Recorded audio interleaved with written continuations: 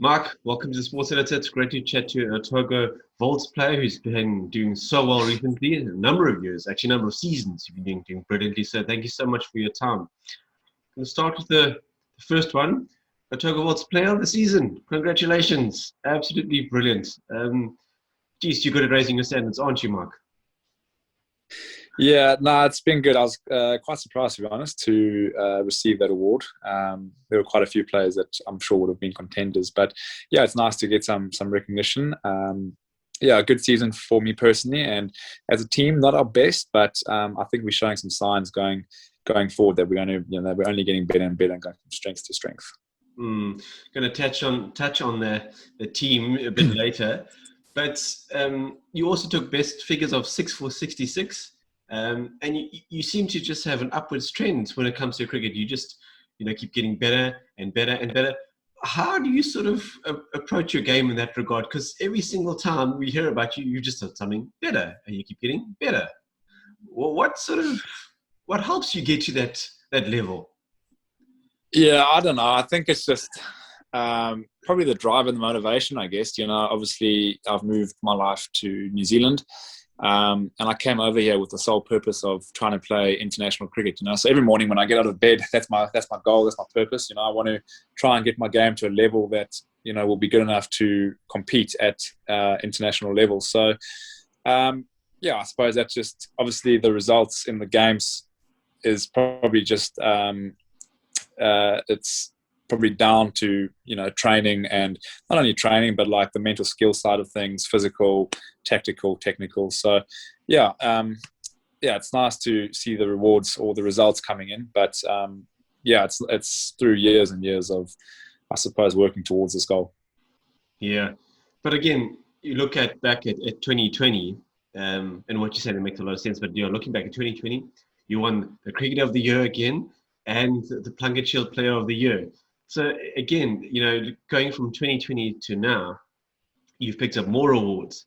But I'd say also that you've just, as nice as it is winning it, you just keep going. So you don't let these things, I don't know what does it, get to your head. How do you stay so focused on what you want to achieve? But in the same breath, it's nice to enjoy these rewards once in a while. Yeah, it is nice. I wouldn't say it's something that you're thinking about when you're actually playing in the games. You're not thinking like, oh, I could be player of the year in this format or that format. But I think it just comes to having a strong process, and staying present and just staying in the now and focusing on the task at hand. I mean, I think too often than not, we can get caught in the game and like you say about these awards and rewards and stuff like that. So I suppose me as a person, I just like to focus on what I can control and then let the rewards or the results take care of themselves. Excellent. But yeah, you've done well because I mean, yeah, we've spoken about a number of things that you've achieved there. But at first class cricket, you've taken 86 wickets in 36 matches. Where you are now with that stat to where you want to be, do you feel that that's the right trend for you? You're just going to keep moving forward with regards to the amount of wickets you've taken? Yeah, I mean, I think potentially in the so I've always thought like first class cricket or Plunket Shield cricket as it's called here has always been my format where I've wanted to try and improve the most. Okay. Yeah, I feel me as a player more naturally suited to the shorter format. Yeah, so in previous years, probably 2 seasons ago, 2019 or 2018-19, just some of my IPPs was to try and focus and become and improve my skills in the longer format, because I personally believe that your 4-day skills can actually it can improve your white ball cricket as well. Just in terms of your fundamentals and your basics, bowling your best ball or having a solid base. Yeah, so I guess a lot of my training's been around that format, and it's nice to see me scoring some runs and taking some wickets. So yeah, it's been a bit of a focus of mine. But up until two seasons ago, I wouldn't say it was my strongest format. So yeah, it's nice to see the tables turn there. But Yeah. But talking about runs, Mark, 497 runs is an average of 45.18. Those are consistent performances, don't you think? yes, yeah, I'm sure there's a few not arts in there as well. So you can probably take a few numbers off that figure. But yeah, it's nice. I mean, I'm batting at number 7 in the side. Which is, I suppose, as a spinner, is probably more of your natural position, because with the amount of overs that you're bowling, you're not going to see yourself in the top 3 or 4 unless you've got unbelievable fitness levels. But it's a nice position to bat as a sort of senior player now.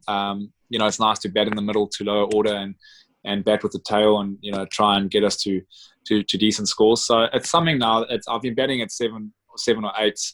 Well, I've actually been 6, 7, and 8. But I've been batting there consistently now for 2 or 3 seasons, So it's just understanding that role a little better and trying to get better at it. Yeah. Yeah, because you also said that, you enjoy the white ball cricket, and it's almost been like a nice sort of mix and match for you, because I think with a white ball game, they give you freedom to do what you want and probably hit the ball as far as you can. But now with the red ball, it's also been nice to sort of take that drive and put it into your red ball cricket, which is, I think, added a nice balance to your game. Am I right in saying that?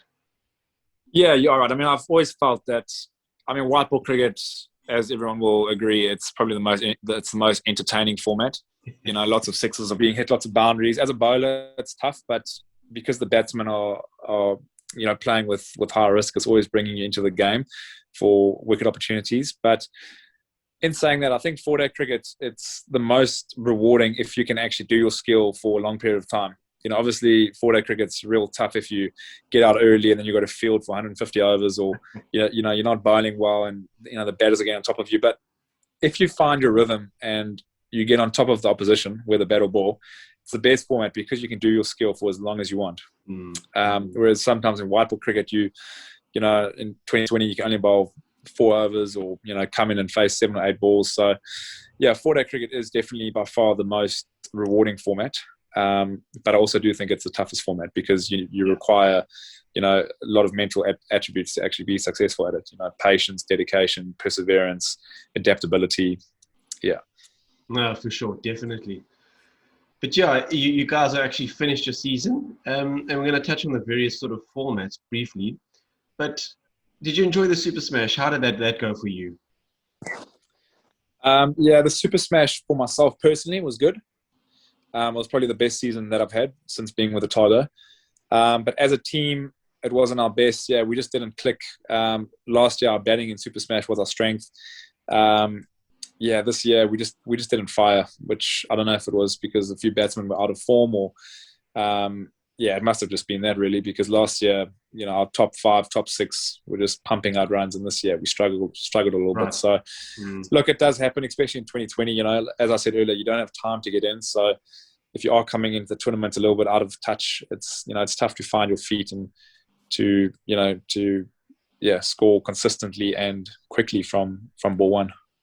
Yeah, because you took 10 wickets with an economy of just over 7 in 2020 cricket. And I think that's a jolly good effort. Mark, I don't know how you feel about that. But yeah, it's always tough when, the batsmen are going to target you. But yeah, happy with your performance there from a bowling perspective, 10 wickets? I'm very happy with the bowling in Super Smash. Look, it's in New Zealand, some very small grounds, tiny grounds. Yeah. This year a lot of the black cap guys were playing, so the tournament was really, really strong. And I believe in New Zealand, if you're going probably under 7.5, even 8s, it's pretty good. And then obviously your death bowlers and opening bowlers, if they're going under 10s, it's respectable. As probably most people have been watching, with New Zealand playing West Indies and Pakistan and playing at Eden Park and all that, 200 sort of under 200 is probably a little bit under par. So what do you say, 7 under 7, just over 7? Just so that's 7.2 or something. So like I said, it was probably my best season in the Super Smash, which is it's good signs. No, yeah, good signs. Well, Michael, you keep on impressing, like I've mentioned before. But you must be feeling, well, it's although the team maybe didn't achieve as well as you thought or hoped they would, it's been a good season for you in all aspects. Surely that New Zealand call-up is getting closer and closer. Look. Yeah, I don't want to. I don't want to say anything. I'm having some qualification or eligibility issues at the moment, if you will. And obviously, regardless of that, we've got the COVID issues with travel and border restrictions. So, look, I mean, I've been in contact or in conversations with some people from New Zealand cricket, and the main message is just to keep doing what I've been doing. So which is what I've been trying to do. I've not been trying to get caught up in in press and what people are saying. It's just to try and really and do the best I can for the team that I'm representing at the moment, which is Otago. No, very, very good. But Mark, let's just touch briefly on the first class season there with Otago. It seems like a really good outfit, and you've enjoying your time there, like we've obviously been speaking about. Where do you sort of feel there could be sort of room for improvement, and which area do you feel you guys maybe didn't quite fire this season? I think we finished the season off really, really strongly. We won. What did we win? I think we won two out of our 4 games with a rain out. And we showed great signs that we are growing as a 4-day team. I think as a squad in general, we're very young. Our average age is only 24. So we don't have much experience in terms of actual matches played. We've only got 2 guys that have played over 100 first-class games, and everyone else would be under 40 or 50. So, I think that's the main thing with our 4-day cricket, it's just to make sure that whether we're losing or winning is that we're actually learning and we're understanding what we're doing on a day-to-day basis. Like I said, we finished the competition off really well, which is good. What I'd like to see personally in coming up in the future is that we start the tournament off better, because generally we in Dunedin, which is way down south, and we're not very fortunate with the weather. It's quite cold and windy and rainy in September, October. So our first rounds are normally on the North Island, which presents different conditions. For us, we sort of used to slow and low and a little bit of nip, and then you go up north, and they've obviously been having a bit of sun, and because of the weather, they've been able to train outdoors, so they're obviously more accustomed to the conditions, and that normally gets us caught a bit. And then we start the season off badly. We lose, 3 out of 4 games or whatnot, and then you sort of, you go into the back end of the tournament, last or second last. So, it'd be nice if we started the competition off better. But in saying that, in those games where we're struggling, it's probably it's with the bat. I feel like we're a good bowling unit. Our fielding's pretty solid. It's just batting. It's just, understanding how to score hundreds, and when you're scoring hundreds, is how do you score big hundreds, and how do you do it consistently over and over. And I think that's going to take time. Like, we've got the potential, we've got the guys in the squad with enough talent. It's just getting the game time and and just learning, and failing's okay as long as you're learning. Sure, that's a very good perspective there, and a lovely wrap up there. Well done, Michael. That's interesting to hear. Very, very interesting to hear. And wishing you guys well for the next season. I know you guys never actually chill. You're always doing some behind the scenes work and prepping and things like that for the upcoming season. So I'm sure you guys are going to work hard to sort that out. But we're going to go backtrack all the way to 2012, Michael, and you spent some time in Sussex, in England. Was that critical in terms of developing your career to actually spend some time with the county team there?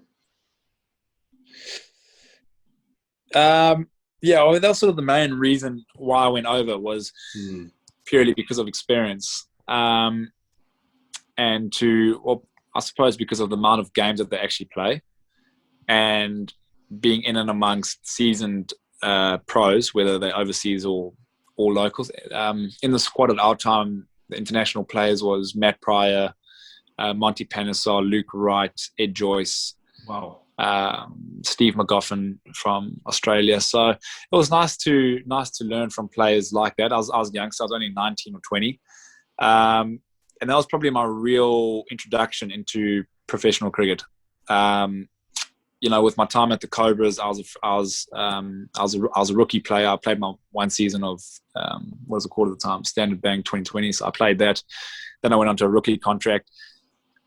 But again, the systems are quite different. When you're there, you yeah, you're training every day. It's literally, it was like a 9 to 3 job, where if you're not training your technical skills, then you're with the mental skills lady, or you're in the gym, or you're doing running, or you're doing personal development. So it was a good introduction into professional cricket.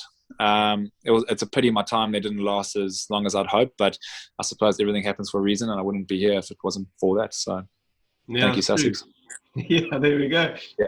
But it is also interesting for you because you also went to go actually play for the Netherlands, because you qualified through, I think it was your grandmother or a certain family member that you could actually qualify for. Yeah, it was my grandfather. Your grandfather. Yeah. Okay. But that must have been some really good experience and value to be able to play international cricket, wasn't it? Yeah, it was good, but that was probably also my downfall at that time. Obviously, being a 19 or 20-year-old, and I had a professional contract with Sussex. Netherlands obviously noted that, and they tried to get me involved in some of their fixtures in that same year. And me obviously being 20, I was like, well, cool. I can play for Netherlands. I can play against South Africa. They were playing against SA that year. So I was like, how cool is this? And I suppose at the time I was a bit naive, because I was sort of thinking, well, double dip. You can have your Sussex contract. Now you can leave during the season and go play games for the Netherlands. And at the end of the day, I think that was probably what left me in doubt with another contract. But yeah, I was grateful to, I suppose, have Holland on the side there, because I ended up playing for them for 4 or 5 years, and they were an integral part of my development. So yeah, and then obviously in 2014, we sort of had a bad tournament in New Zealand, which cost Netherlands their ODI status, which they got back in 2018. So yeah, it'd be nice to see the Orange back on the world stage and competing against some of the top nations. Yeah, definitely, for sure. Yeah, it's an interesting one, because you're getting to play international cricket, but like you mentioned before, you want to play, with all due respect, in the elite sort of setup there. But it was a bit of a gamble you took to move to New Zealand, and do you feel that it's paid off? Yeah, yeah. Well, initially when I came to NZ, it wasn't full time. So I was with the Dutch. We were on a tour in I think it was Dubai, and Otago Volts had an injury with their spinner. So the previous Dutch coach, Anton Roux, was the then assistant coach of Otago Volts. And he gave me a phone call and asked if I was keen on coming over for a month, just to fulfill the spin duties of Mark Craig, who got injured. So yeah, I came over as the overseas pro, finished the tournament, and then they asked me if I would be keen on staying full time, if I wanted to sign the declaration of intent to qualify and play for New Zealand. And at the time, I was just thinking, like, is this even a possibility? I've never considered this an option. So then, there was a whole lot of qualification things that I had to meet. I had to live in New Zealand for a full year and play domestic cricket for 2 seasons to become a qualifying player, which is stuff that I've all done now. So I'm hopefully at the end of the tunnel, with priority of being in New Zealand is to try and represent the national team. Nah, very good. But yeah, New Zealand seem to be doing such a lot right at the moment. The fact that they're going to be playing India, for the Test Championship, it's quite a dynamic setup there. And does that also sort of inspire you or motivate you to do that much more, because they're doing a lot right at the moment? Yeah, of course. So, like you just briefly mentioned, is I want to try and represent. Well, I suppose there's even more motivation to be playing for a team that's right at the top of world rankings. Because I suppose if you're representing their team, then that sort of shows where you are with your own game. So yeah, it's awesome to see the Black Caps competing in all 3 formats. They've been doing it for a couple of years now. And even looking at the domestic scene, the quality of cricket is right up there with what I've definitely seen. So, yeah, the future's looking bright for the next couple of years. Yeah, because that's what's going to be my next question in terms of domestic cricket, because there seems to be sort of like almost an explosion in terms of how the league's been developing, and seeing more and more on TV, and the guys are just getting better and better and better. And cricketers are coming from around the world to actually participate in the league. Do you think that's also helped with its strength in the sense that there's just more professional players playing in the league now? 100%, yeah. I mean, they've sort of cut back on international players, on overseas players. So I mean, a lot of the players playing in the league or in the domestic circuit are local or domestic players. But I suppose from previous seasons, obviously having the overseas players coming in, especially with younger guys, or even the Black Caps coming down, like we had Mitchell McClenaghan playing for us this season in the Super Smash, and the experience that he offloaded onto the youngsters was invaluable, So, definitely. I mean, it definitely rubs off, and I personally think that the youngsters coming through today are, future international players for sure. Yeah, but then just on that, because this is how I understand it, and just correct me if I'm wrong, they're going to be focusing on more local talent, just so there's a bit more of a streamline going up and towards the national setup. So they don't want too many outsiders that might take away a promising fast bowler or good batsman. He could come from anywhere. They'd rather have a New Zealander that just so they can streamline their setup. Is that have I understood that correctly? Yeah, that's pretty much right. There's no point in getting someone from overseas to, stop the path for a young homegrown player coming through. I don't know if you're referring to, guys like Devin Conway or myself or whatnot, but the way I look at it is like, this is home now for myself. I mean, I pay taxes, I've bought a house, got a Kiwi girlfriend, so. I personally see myself now as a local player, even if my passport doesn't say so.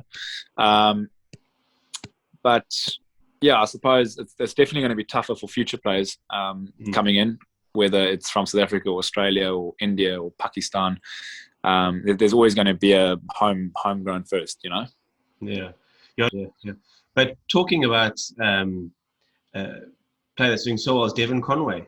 And I know we haven't had a chance to have him on the show, but what has led to his success? Just your quick words there, because I mean, wow, that guy is just doing everything right at the moment, especially with the bat. Yeah, especially with the bat. I mean, it's good to see he hasn't got a bowl yet, because.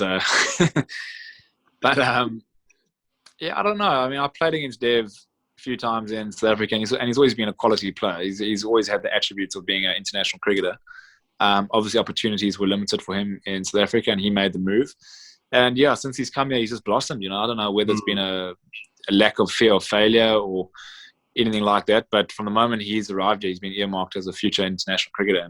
And even on the international stage now, he's not showing any signs of weakness really. So look, he's a star player, and I'm sure he's going to be playing for still a very long time. Yeah. Well, if you look at it, you've done well there. Devin's done well. You guys are doing well. But looking at it, you are doing well. Devin's doing well. Yeah. So there must be something there that's allowing you to grow and play your game without any sort of, hesitation or holding you back. Does that make sense?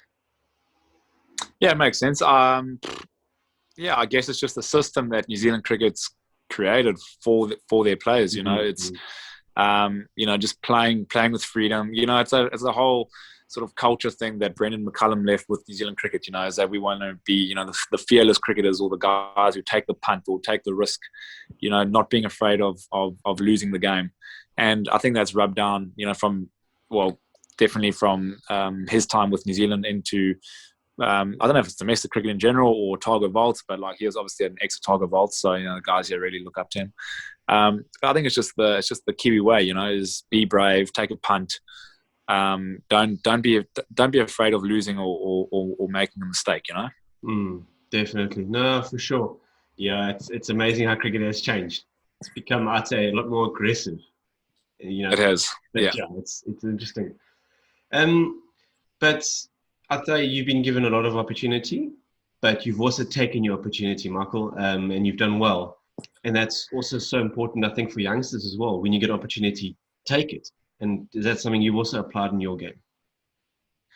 Yeah, I mean, I haven't tried to kid myself. I haven't I haven't rushed my development. When I first came over, obviously Mark Craig was a spinner, and I was realistic about it. That I was second or third spinner in the lineup. So, you just bide your time, especially like being under them is learning. Like Mark Craig's played a lot of international cricket, so. Yeah, he's obviously got a lot of knowledge, and then the coaches and stuff. So it's just about learning, trying to get better all the time, and not actually kidding yourself. Just trying to get better, really. Like I said at the beginning of the conversation, is failure. Sometimes failing is actually good because it allows you to actually grow. Yeah. No, it does indeed. It does. But can I also put your success down to just perhaps staying fresh mentally? Has it also contributed to your success? Because I know you guys are busy, got lots to do, and you never really get too many moments just to chill. And how do you sort of stay fresh mentally to be able to just, right, next game, here we go, next game, right, here we go, next game? It's demanding on you. It is demanding. I think it's also like, it comes with age, is actually understanding where you are with your game, understanding if you need to spend a bit more time honing in on a certain skill, or whether, because it's actually okay to say like, you know what, I'm actually going to just take a break from gym today, or I'm not going to I'm not going to hit extra nuts. I had a good knock on the weekend. I'm feeling pretty good. So it's being realistic where you are with your own game. And if not that, then it's important to have something outside your game, whether it's, I don't know, surfing or painting or going hiking or whatever it is, just finding something outside the game that can take your mind off, so when you don't come home, well, I'm actually a critic of it because I'm pretty bad. I struggle to switch off from the game, but that would be my advice to other players is, when you leave the ground, come home and, do something else that makes you happy. So have you tried painting then, Mark? Painting? Nah. Oh, yeah, I actually painted in a lockdown, tried it for a day, didn't like it, so yeah, started colouring in and yeah, nah, I won't do that. Because I also have to ask this, Mike, I find it quite interesting because, when you look at the website and there's a brief thing about you, who you are, etc., the question was like, who inspires you? And you answered it and said, you will inspire yourself in 20 years. Yeah, well, I think that's quite cool because you want to see where you are in 10 years. So if I'm in 10 years, I want to be, I want to have a beach house and I want to drive a BMW or blah blah blah. And then in 10 years time you get there and you probably won't be there, or you might be there, but in 10 years your goals change. So in 10 years you might not want a beach house, you might want to have a loft apartment. And then so it constantly changes, which is good because it never keeps you satisfied. Yeah, that's for sure. And I think that's the key, is never be satisfied with where you are. You can always grow, you can always learn, you can always get better. Yeah. No, good. Well, Mark, as you sort of draw towards an end, you must be enjoying life in New Zealand. Things going well for you? Things are going well, yeah. It's quite nice, to be honest, to finish the season now. It's been quite a long one. We played a hell of a lot of games, especially with COVID. There were quite a lot of touring teams that came over with New Zealand A stuff and all that. So, it was pretty full on. So looking forward to taking the next couple of weeks off. Not too sure what I'm going to be doing yet. But yeah, probably go on a roadie, maybe to the North Island where there's a bit more sun and warmer weather.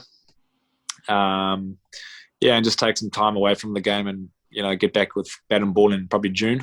Yeah. Nice.